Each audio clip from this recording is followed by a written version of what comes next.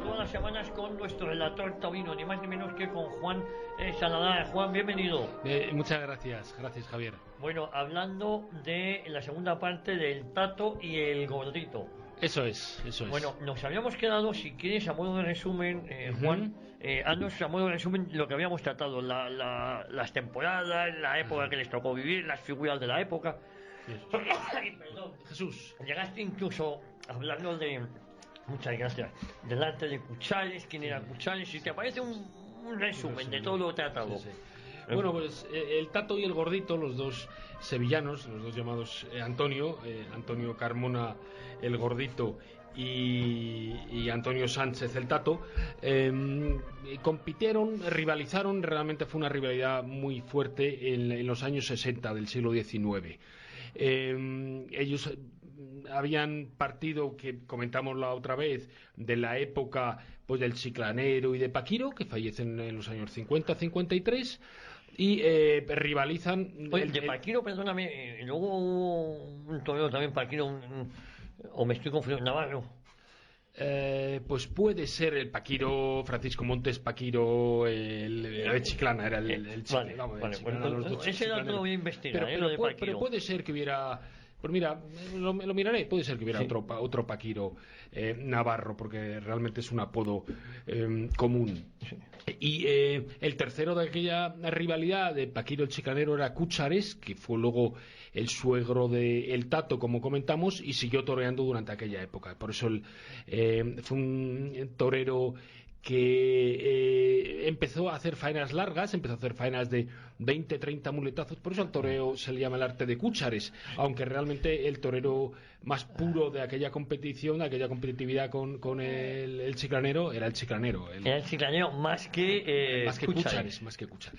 Y pues nada, el Tato toma la alternativa en el año 53 y el Gordito lo hace 9 años después, en el 62. El Tato se caracterizaba por matar bien, era un torero pues más puro, más elegante, por decirlo así, más clásico. El Gordito, lo que sorprendió fue que en el tercio de banderillas, en el año 58 en Sevilla, ante la corte del duque de Montpensier, pone banderillas al quiebro, y eso deja anonadado a todo el público. Realmente, vamos, en pie. Eso en pie, en fin, y por eso realmente el Gordito es, aunque ese nombre era Gordito, era habilidoso, pero era ¿no? muy ágil y muy habilidoso. Entonces pues ahí compiten los dos sevillanos, y sobre todo eso pues es un poquito lo que estuvimos comentando la semana pasada, ¿no? Ese inicio de competición, esos inicios suyos. Oye, fíjate, he estado mirando, efectivamente, hubo un torero Paquiro, es que creo que incluso yo le llegué a ver, apareció un disparo a la edad de 25 años. Fíjate. El torero Navarro. Fíjate. Sí, me sonaba que había un torero Paquiro, sí, en el año 97. Sí. Oye, cuéntanos más cosas, porque sobre todo, si te parece, que se recuerda del Tato y del Gordito, nos han dicho que uno era la habilidad para poner banderillas, y sobre todo cómo fueron como toreros, si ya empezamos en lo que sería propiamente el tema de hoy. Pues mira, básicamente el Tato al final ha pasado la historia, además por la rivalidad. Por eso pues su forma de matar era un torero más clásico. El Gordito, bueno, y aparte de eso, pues el Tato realmente caló en la sociedad, ¿no? Leía el otro día un párrafo, pues eso, oliendo a azmilcle, a esencias de rosas, en fin, todo lo que se decía del Tato, y estaba en todos los saraos por aquello, lo de las fiestas de no ha venido ni el Tato, ¿no? Vale. Era más ídolo de la afición madrileña. Él triunfó mucho más en Madrid, y el Gordito, en cambio, pues eso, él aprende en una cuadrilla hispano-lusitana de forcados y de en fin, lo que hacían en un momento dado, los quiebros que hacían los portugueses en aquella época. Entonces, bueno, pues destaca por esa agilidad y esa forma de poner banderillas. Claro, era un torero heterodoxo, y es un poco lo que comentamos. Al final, los toreros heterodoxos, siempre hay la duda entre, o se forman los bandos entre los partidarios de toreros más ortodoxos y más heterodoxos, ¿no? Comentábamos y leíamos que a lo mejor es significativo lo que decía Peña y Goñi. Al final, el crítico, que luego fue muy frasculista, decía: Carmona, que era el gordito, representa en el toreo la mentira. El malogrado Antonio Sánchez del Tato encarna los fueros de la verdad. Es decir, para los clásicos, era la verdad y la mentira. Por decir, ¿qué es la verdad y la mentira? Bueno, pues el toreo más puro era el del Tato, basado más en la espada, faena pues más breve. El gordito pues era más, pues lo que se decía, piruetas en aquella época. Pues este hace piruetas y hace, vamos, en un momento todo lo que le dijo Pepete del gordito: eso no es torear, eso es hacer títeres. Es títeres, vale. Esa era un poco la forma de torear del gordito. Oye, si te parece, ¿hubo mucha competencia entre ambos? Pues efectivamente, hubo mucha competencia, sobre todo hubo mucha competencia en la prensa, pero entre ambos, incluso a nivel personal.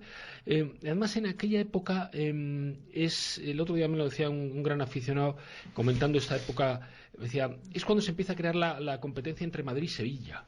A nivel taurino, vale. No había un enfrentamiento realmente hasta esos años, no había un enfrentamiento Madrid-Sevilla. Estos dos toreros, los dos son sevillanos, pero el Tato acaba siendo torero más del público de Madrid y el gordito más del público sevillano. Luego, además, hay un enfrentamiento por otro tema entre Cayetano y Cúchares, que luego sí no comentaremos. ¿Y cuándo empieza esa competencia? Bueno, en el año 61, el 30 de junio, torean y se anuncian en los carteles por primera vez el Tato y el gordito. El Tato ya era torero, había tomado la alternativa, y el gordito todavía no, pero era muy conocido por esa forma de poner banderillas. Y el gordito se anuncia en los carteles con letras destacadas, con letras capitulares. Eso al Tato le debe molestar muchísimo, de forma que al año siguiente, en el 62, cuando el gordito va a tomar la alternativa y la quiere tomar en la beneficencia en Sevilla, el Tato, no se sabe si el Tato o su suegro Cúchares se oponen, y tiene que tomar la alternativa meses después, o vamos, semanas después, la tomó muy poquito después en Córdoba. Eso, pues a nivel personal entre ellos, entre el Tato y el gordito, pues también debió potenciar ese enfrentamiento. Pero luego, lo comentamos en el programa anterior, el año siguiente, en el 63, en Madrid, era lo que comentamos, el abono, que básicamente se basaba en determinados toreros. No es como la feria ahora que hay múltiples, hay diferentes toreros, y torean 18 años toda la temporada del 63, Cúchares, el Tato y el gordito en Madrid. 18 años, 18 tardes. Bueno, 18 tardes, eso. 18 tardes.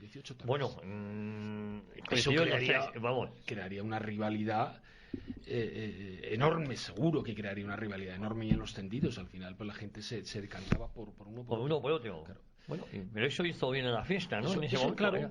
Eso es lo que se buscaba un poco, ese enfrentamiento. Por eso sus abonos también tan largos. No es como ahora, porque ahora eso se comenta a veces, que incluso que los toreros en el callejón hasta se dan besos y se dan abrazos. En aquella época era muerte. Sí. Sobre todo luego en la lidia, pues, porque el Tato y el gordito realmente sí tuvieron un enfrentamiento. Lo mismo que a veces habla de Bombita y Machaquito, realmente se quiso crear un enfrentamiento, pero no lo hubo. Eran muy amigos, ¿no? Sí. En cambio aquí el Tato y el gordito no eran amigos. No tuvieron tanta relación, pero sobre todo el enfrentamiento se produjo en la prensa. La prensa es la que en aquellos años se enfrentó de forma... Oye, has hablado de la prensa. ¿Qué dijo la prensa de aquellos años? Pues mira, la prensa vivió un momento también muy peculiar, porque realmente tenemos que pensar que en la Constitución de 1812, la PEPA, la de Cádiz, una de las cosas que promulgaba era la libertad de prensa. Entonces, fueron unos años en donde el absolutismo, los liberales, siempre estaba entre medias la libertad de prensa. Y fíjate que en 1860, entre 1868 y 1875, lo que se llamó el sexenio democrático o revolucionario, sí. depende. En esos 6 años se aparecen en España cerca de 600 periódicos. No me estoy equivocando, 600 periódicos. Claro, muchos de ellos salían 2 números y desaparecían. Porque bueno, hubo esa libertad de prensa ya oficial como tal, promulgada por la Constitución, y entonces y en la prensa había mucho lo que se llamaban hojas tauromáquicas, que en muchos casos eran una simple hoja. Y claro, eso lo aprovechaban por los periodistas pues para escribir sus opiniones. Crónicas y opiniones sobre uno tal y cual torero, ¿no? Sobre todo hubo muchas en Cádiz. Tenemos que tener en cuenta que los predecesores del Tato y el Gordito, Paquiro y el Chiclanero, pues el Chiclanero era de Chiclana, de la frontera, de Cádiz, y Paquiro era de Chiclana también. Es decir, 2 poblaciones relativamente pequeñas, y que dieron pues a los 2 toreros gloriosos, ¿no? Entonces en la temporada del 63 en Cádiz salían dos publicaciones que generaron un enfrentamiento enorme. Por un lado, Manuel Díaz Luque fue crítico en el siglo XIX, que luego pasó a llamarse, porque las hojas estas cambiaban de nombre, el látigo tauromáquico. Pues el látigo tauromáquico se enfrentó a Víctor Caballero, que fue crítico en Sancho Panza, que luego se convirtió en Antón Perulero. Entonces, el látigo y Antón Perulero se echaban los trastos a la cabeza, ¿no? A la cabeza. Bueno, hasta el punto que Luque llega a atacar en la calle por la espalda a Víctor Caballero y le condenan a pagar 1.000 reales, que era un dineral de la época. Entonces, ¿cómo salían estas hojas? Fíjate, claro, hoy en día estamos acostumbrados a que conforme se desarrolla pues un festejo taurino o un partido de fútbol, tú te vas enterando incluso sobre la marcha en tiempo real. Que en aquella época era la imprenta, había que ir al copista, que había que imprimir, ¿no? Había que imprimir. No era tan inmediato como ahora, ¿no? Pero Víctor Caballero, ¿qué es lo que hacía? Él hacía las crónicas en verso. Y entonces terminaba el primer toro, la escribía en un papel y la echaba fuera de la plaza, echaba el papel fuera de la plaza, o sea, se asomaba a la ventana o lo que fuera y lo echaba fuera de la plaza. Ahí lo cogía un chico joven de la imprenta y iba poniendo la imprenta y le empezaban a componer.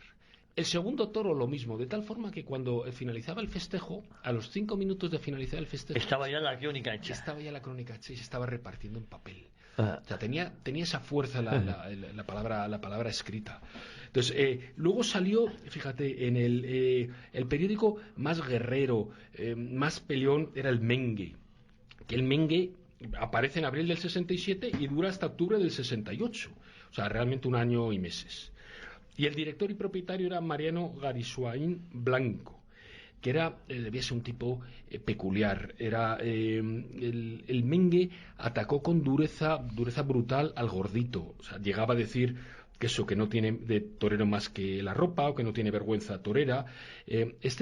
Mariano Garisuain debía ser un tipo peculiar, porque entre sus hobbies o aficiones se dedicaba a enjabonar los escalones de la Plaza Mayor, los que dan a cuchilleros, que es una escalera empinada, y entonces se escondía y su diversión era ver cómo la gente se partía la crisma cuando bajaba por las escaleras con los escalones enjabonados, ¿no? En fin, era un... y luego sale, un poquito después, sale otro periódico, la Fiesta Española, que defiende al Gordito, porque el Mengue, eso era crítico de forma brutal, y en fin, se cruzan afirmaciones, se cruzan acusaciones, y el Mengue, Mariano Garisuain, llega a decir a los aficionados gaditanos: ni sois hombres, ni sois de Cádiz, ni sois españoles.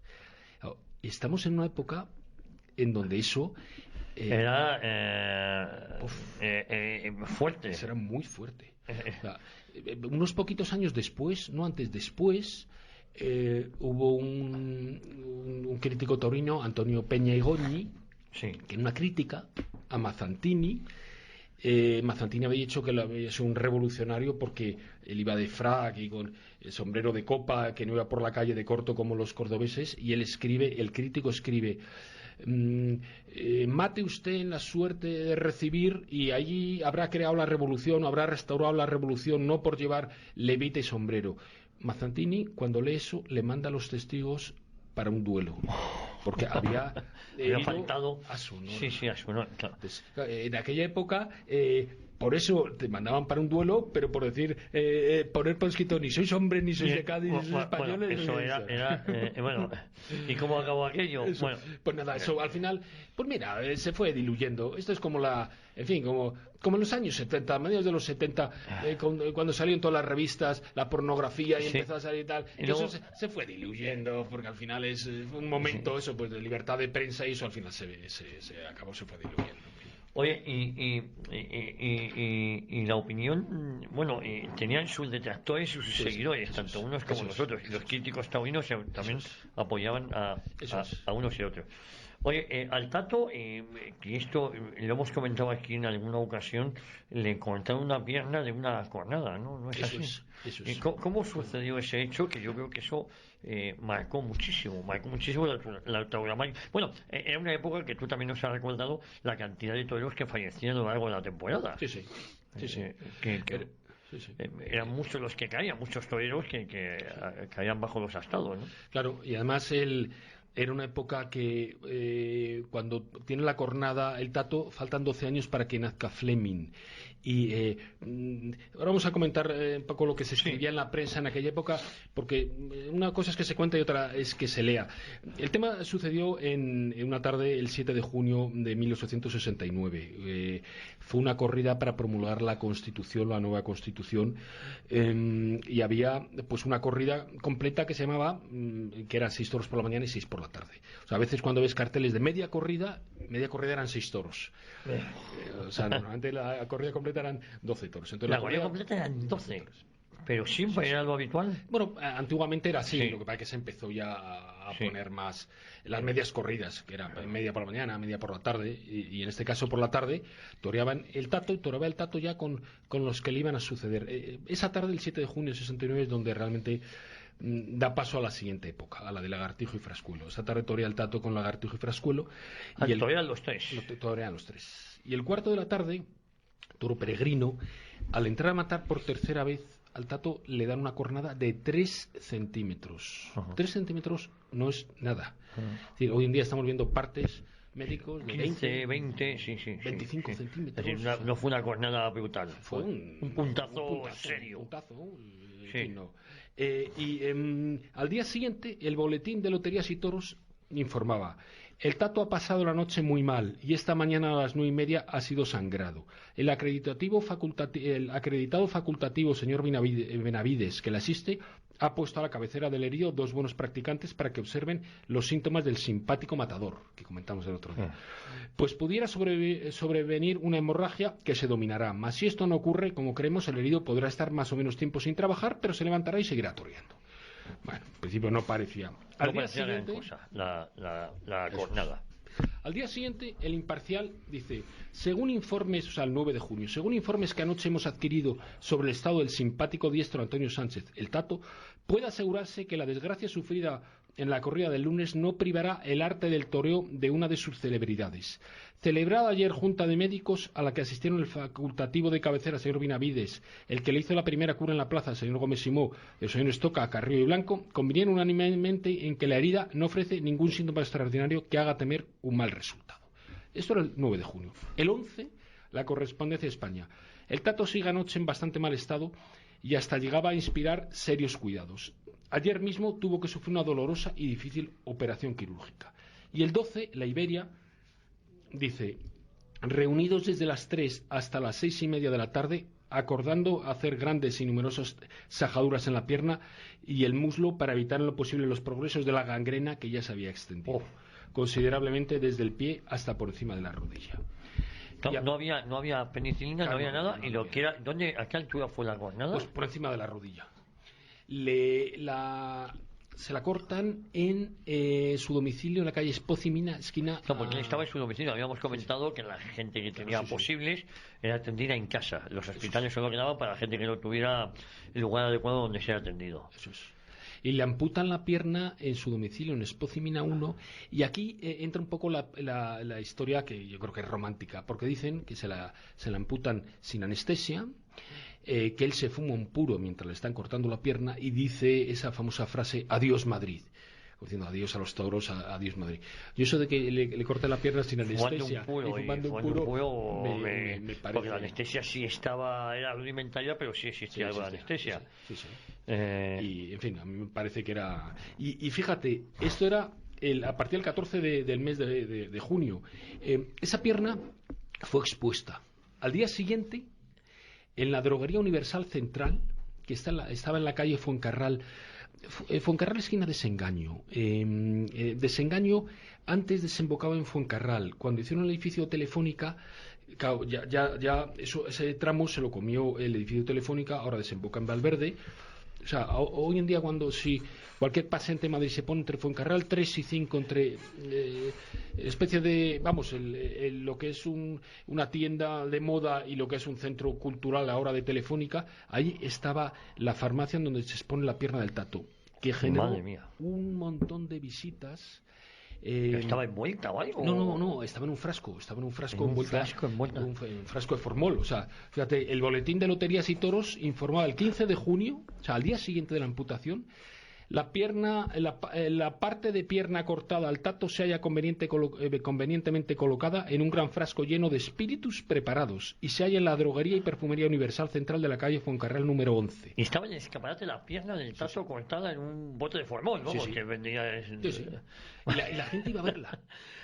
Y lo que se comentó mucho en Madrid, la gran desgracia, esto era el anuncio el 15 de junio, que el 14 de julio hubo un horroroso incendio en la calle Fuencarral y aparecía en prensa entre los objetos quemados lo ha sido la pierna del Tato, que se encontraba en el laboratorio para embalsamarla. O sea, un mes después, y eso era noticia en prensa porque todo Madrid iba a ver la pierna del Tato. La pierna del Tato en el año 69. Oye, ¿cuántos años más duró el Tato? Una vez que le amputaron, claro, no pudo volver a torear, pero estuvo... Mira, intentó torear en el año... intentó torear en Badajoz y en Valencia. En el año 71, 2 años después. Con una pierna de madera ortopédica, vamos. Intenta en Badajoz, le echan para atrás, y luego intenta en Valencia y lo mismo, imposible, no pudo torear. O sea, y en aquel momento, aquella tarde fue donde ya Lagartijo y Frascuelo, que ya habían tomado la alternativa años antes, pues es donde ya un poco ya toman digamos es la nueva etapa. Oye, y claro, deja de torear en el año 69, ¿y el gordito ya lo había dejado? No, el gordito, bueno, el gordito sigue toreando, lo que pasa es que ya prácticamente el gordito ya no, en fin, ya estaba fuera, y además es que ya con Lagartijo y Frascuelo estos arrasaron completamente. Ya las figuras ya... Oye, ¿cuántos años vivió más el Tato? Pues el Tato, yo creo que fallece en los años 90, me parece, el Tato. Así que todavía aguantó con una pierna, seguía yendo a esas fiestas que tanto le gustaban, pero con una pierna menos, vamos. Eso es. Curiosísima la historia del Tato y del Gordito. Oye, ¿qué otros toreros importantes hubo en su época? Porque luego ya nos dices que a partir del año 69 ya Frascuelo y Lagartijo ya son los que avanzan. Pero ¿qué toreros? Pues mira, sí hubo toreros, aunque realmente en el año 61 el que mandaba era el Tato. Todavía no había tomado la alternativa al Gordito. El que mandaba era el Tato, porque los que había, Cúchares, que comentamos la semana pasada, y Manuel Domínguez, Desperdicios, estaban ya de avanzada edad, ¿no? Y los otros que había, Cayetano Sanz y el Salamanquino, pues su personalidad iba por otros derroteros. Y estos tres toreros pues sí fueron, realmente rivalizaron aquellos años.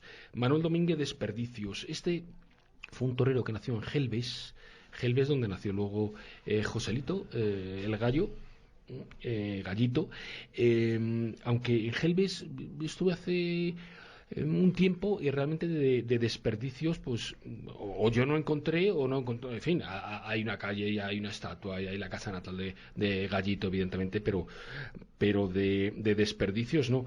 Desperdicios asistió a la Escuela de Tauromaquia de Sevilla. Es donde también estaba Cúchares. Se dice que ahí Pedro Romero dijo de él: este chico no tiene desperdicio, por eso el apodo, aunque luego hay otra teoría. tiene que escapar a Montevideo en 1836 por un tema de ajuste de cuentas, donde muere un torero y se tiene que escapar, y está ahí hasta el 52 y tiene una vida, pues asiste a revoluciones, es enlazador de reses, está con los gauchos, está eso, pues en fin, en Montevideo, en Buenos Aires, tiene una vida tremendamente curiosa, y vuelve en el 52 a España, y ahí le pregunta a Cúchares le aconseja que tore en plazas menores. Eso pues la verdad es que no le agrada nada, y en el en 1857 en el puerto de Santa María tiene un percance, un toro de Concha y Sierra le da una cornada en el ojo, y ahí se cuenta la leyenda, aunque bueno, volvemos otra vez a decir que estamos en la época del romanticismo, que él en un momento el ojo se le queda colgando, que se arranca el ojo y dice, bah, estos son desperdicios. Esa es la segunda teoría que dice del apodo, ¿no? Del apodo. Pero, el caso es que se quedó sin un ojo. Sí, se quedó sin un ojo. Pero fíjate lo que dice Cosío: su paso por la tauromaquia tiene verdadera importancia, pero el secreto auténtico de sus triunfos, su personalidad de hombre le coloca en un rango aparte de la técnica del arte, que solo ha de ver reproducido en un matador de su temple, y no inferior valor y personalidad. Ignacio Sánchez Mejías. Es decir, de alguna forma Cosío le asimila a Sánchez Mejías. Y los otros dos, pues nada, ya Julián Casas el Salamanquino, que fue uno de los primeros en actuar en Perú, que elevó la imagen de los toreros porque vestía de forma, hombre, era culto, era con finos modales, sí. Y el tercero, Cayetano Sanz, que siempre cuando se habla de en aquellos años de un torero elegante, es Cayetano Sanz. Se llamaba el Petronio de la Arganzuela. Nació en la calle del Bastero. Llegó a convencer al público sevillano con la oposición de Cúchares. Ahí hubo mucho enfrentamiento entre él y Cúchares. Cúchares no quería que fuera a torear a Sevilla. Por eso también la rivalidad Madrid-Sevilla. También ya viene de esta época, de los años 60 del siglo XIX. Eso es. Y era el torero clásico por excelencia. Y cuando Manet viene en 1865, el pintor, a Madrid, le inmortaliza en un cuadro y en donde se ve sobre un fondo de color marrón, se le ve a él en un gesto tan taurino como el brindis. O sea, no se le ve en la plaza como tal, sino haciendo el brindis a Cayetano. Pues, querido Juan Salazar, ya no tenemos tiempo para más que para esperar la próxima semana un nuevo episodio aquí en toda nuestra historia. Ya me dirás de qué vamos a hablar la próxima semana. No sé si ya lo tienes en mente. Bueno, ya me lo dirás. Y a todos ustedes, muchísimas gracias. Volvemos aquí con ustedes en toda nuestra historia en Radio Ya.